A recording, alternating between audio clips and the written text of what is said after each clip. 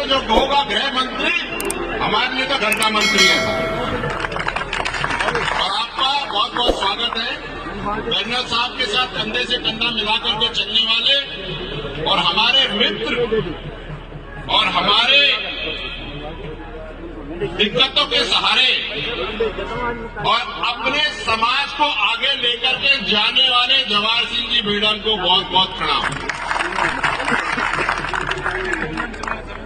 इनके साथ आए हुए उदयलाल जी भड़ाना, जिन्होंने मांडल में देवनारायण मंदिर के लिए जो क्रांतिकारी कदम रखे थे, उनको सलाम। आपको भी बहुत बहुत राम राम था।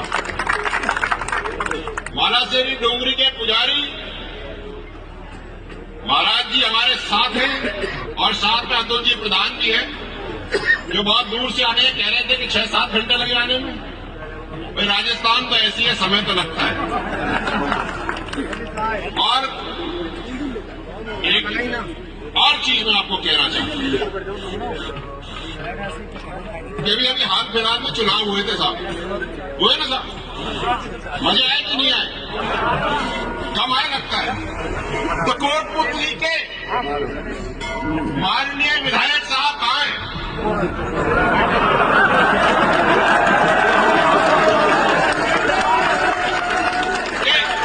विधायक को बनाए रखो, कौन में क्यों फायदा हो भैया? महाराज की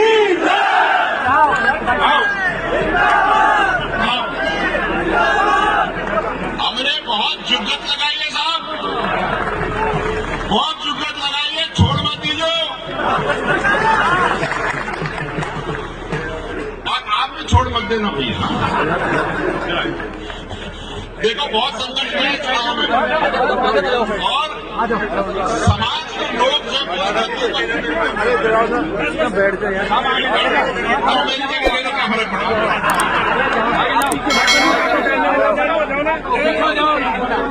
जब समाज का व्यक्ति, अरे सुनो भाई, अरे उदयलाल जी आ गए हो, सबसे मिला के बताना चाहिए कौन कौन है। उदयलाल जी ऊपर खड़े हो, अरे खड़े हो भाई। उदयलाल जी जब हाथ पकड़ खड़े होते हैं, मुझे लगता है मैं ही चला जाऊंगा। मैं फिर से बता देता हूं, उदयलाल जी मांडल के विधायक हैं और रामलाल जाट जी को अच्छा पचक्का दिया था। और संघर्ष के नींव मात्र है। कर्नल साहब की बागडोर इन्होंने भीलवाड़ा में बखूबी निभाई है। सही कह रहा हूं साहब? 12 अगस्त 2007 को भीलवाड़ा की महापंचायत हमारी टीम ने कर रही थी। मेरे को ये बात बताते हुए बहुत खुशी है। ये बात मैंने बहुत दिन पहले भी कही थी, करीब 4-5 महीने पहले, कि राजस्थान में गुर्जर समाज के जितने भी नेतागण हैं,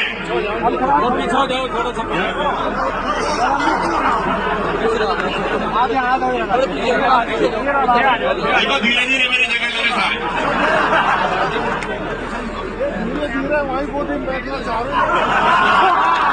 मैंने भी सुनी। तो मैं ये कह रहा था साहब कि राजस्थान की राजनीति में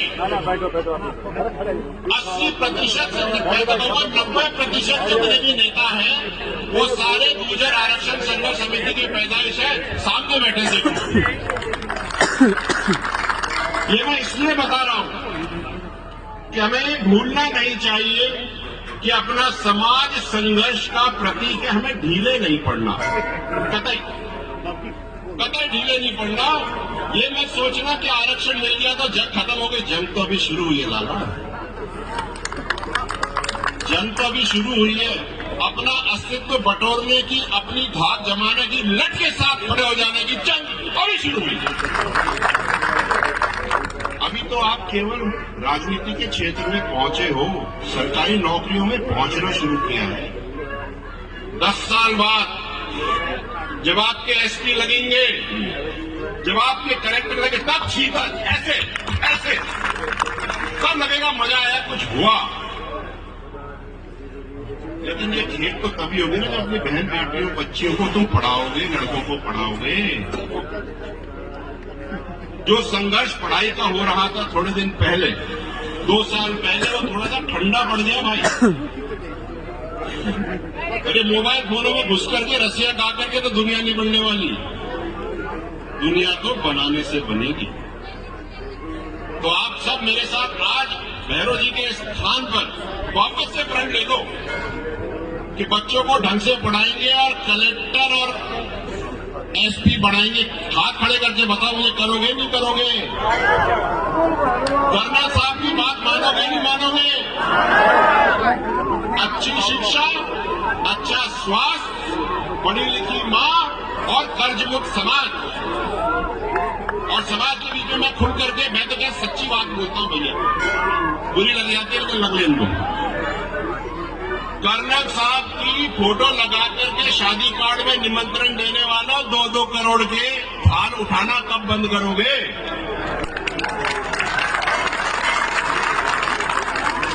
या तो फोटो मत लगाओ या फिर थाल मत उठाओ, एक काम तो रोकना पड़ेगा। और एक बात और, बहुत सारे बच्चों को, लड़कों को सरकारी नौकरियां लग रही है, क्योंकि समाज की बात है भाई, बीच में बोलनी पड़ेगी।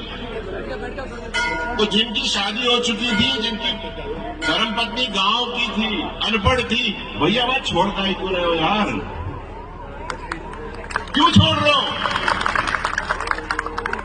और माँ बाप जिसके बच्चे की नौकरी लग जाती, सोचते मैं तो लॉटरी का टिकट मिल गया, कि पिछला टिकट तो खराब था, सब नया टिकट खरीदूंगा। नहीं, आपको हंसी आ रही है, मैं तो मिला हूं लोगों से। उन परिवारों से सोचो जिसकी छोरी छोड़ रहे हैं। अरे लानत है तुम पर, ऐसे लोगों को तो नौकरी मिलनी नहीं, हटा देना चाहिए नौकरी, ये मेरा मानना है।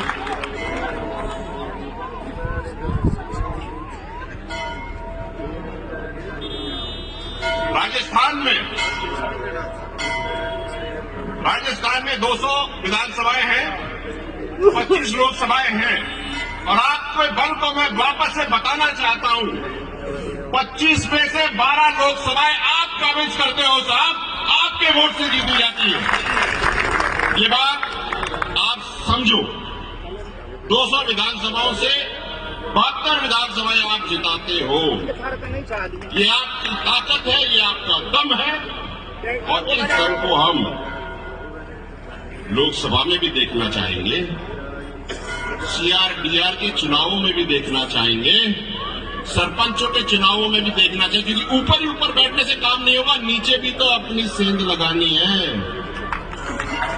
मैं तो कह के जा रहा हूं, कुछ लोगों को पसंद नहीं आएगी, लेकिन दादा घर में तो सच बोलना पड़ता है, दाई से पेट नहीं छुपाते, कहनी पड़ती है, समझना पड़ता है। और ये जो गोतों में बैठ करके हम लोग जो भाई भतीजावाद कर रहे हैं ना, बंद कर दो, संगठित हो जाओ, जैसे करो सर, तुम्हारे कीड़े कुत्ते नहीं खाएंगे। इकट्ठे होना सीखो,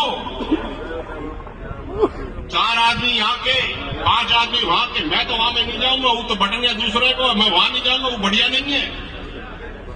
अपने पैर काट रहे हो।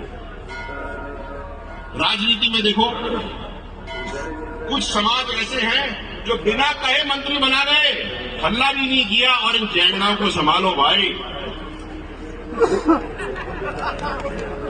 इन्होंने तो मार दिया। क्या हुआ है पिछले इलेक्शन में मैं बताता हूं, काफी सारी जगह एंटी गुजर वोट पड़े, और क्यों पड़े ये समझो। ये जो जैंगड़ा है ना, सोशल मीडिया पे बैठे, फेसबुक पे क्या करते हैं ये, अगर मैं किसी जाट व्यक्ति के सामने लड़ लिया, या ये किसी माली के सामने लड़ लिए, तो माली को गाली देंगे, जाट के सामने लड़ लिए तो जाट को गाली देंगे, सगन को तो गाली देंगे, तो वोट तो कौन दे घरों। मैं सही कह रहा हूं साहब, बात समझनी पड़ेगी हमको, बहुत जरूरी है। और इसके साथ साथ आज मैं आप सबको ये भी बताना चाहता हूं कि मैं यहाँ पे आज अपनी धर्मपत्नी के साथ आया, पूजा जी, और मेरी धर्मपत्नी मध्य प्रदेश से है। हरदा नाम की एक जगह है, हरदा नाम की एक, भाई साइन हो जाए, तुम हंस रहे हो भैया, तुम भी हो जाएगा। मध्य प्रदेश में जगह है हरदा, वहां की रहने वाली है। और आज मैं जो भी हूं, जहां भी मैं दौड़ पा रहा हूं, इनकी वजह से है, क्योंकि अगर ये मुझे अपना समर्थन नहीं देती तो आज मैं वहां नहीं पहुंच पाता जहां मैं हूं। आपका बहुत बहुत धन्यवाद। और मैं चाहता हूं कि आप सब घर जाकर के अपनी अपनी धर्मपत्नी और परिवारों को धन्यवाद दें, क्योंकि आप आज जो भी हो उनकी वजह से हो। अगर वो आपको खींच करके घर में बता दें, बिठा लें, तो आप यहाँ नहीं हो सकते। उनका धन्यवाद दीजिएगा। मैं यहाँ पर कुछ साल पहले आया था कर्रा साहब की अस्थियां लेकर के, और उसके बाद मैं आज आया हूं। वो दिन अलग था, आज दिन अलग है, लेकिन जोश, जुनून और लोगों का संघर्ष और साथ जो मेरे को देखने को मिल रहा है, इसका कोई सानी नहीं है। आपका बहुत बहुत धन्यवाद। आखिरी में कुछ लोग कुछ कहते हैं, कुछ लोग कुछ कहते हैं, लेकिन आपको मैं बात करके जा रहा हूं।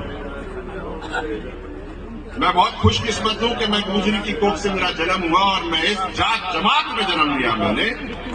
और मैं रात को 12 बजे फोन कर रहा, ठाणो मिलूंगा दादा, खाओ नहीं जा रहा, छोड़ मर जाऊंगा, लेकिन छोड़ूंगा।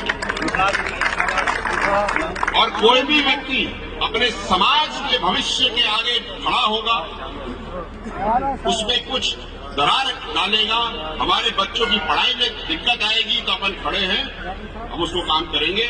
हाँ, एक बात और कहते हैं, मैडम जी भी बैठे, अपनी देवनारायण योजना 72 शहीदों की शहादत के बाद शुरू हुई थी साहब। उसमें पिछले 2 सालों से छात्रवृत्तियां नहीं मिली हैं, बच्चों को एडमिशन नहीं मिले हैं, दिक्कतें हो रही हैं। इसको अपन मिल करके ठीक करेंगे। आप मेरा साथ दोगे कि नहीं दोगे, बताओ। कहीं खड़े होने की जरूरत पड़ेगी तो होगे कि नहीं होगे? पटरी पे ठाड़े नहीं होंगे साहब, रोडों पे ठाड़े आ जाएंगे। बहुत बहुत धन्यवाद। आप सबका दिन शुभ हो, दिन अच्छा हो, रात अच्छी हो, आपका भविष्य अच्छा हो। जैसे कर्रा साहब कहा करते थे, हम सब कहते हैं, आगे बढ़ो, तरक्की करो, छा जाओ और छाए रहो। बहुत बहुत धन्यवाद। आप राम राम।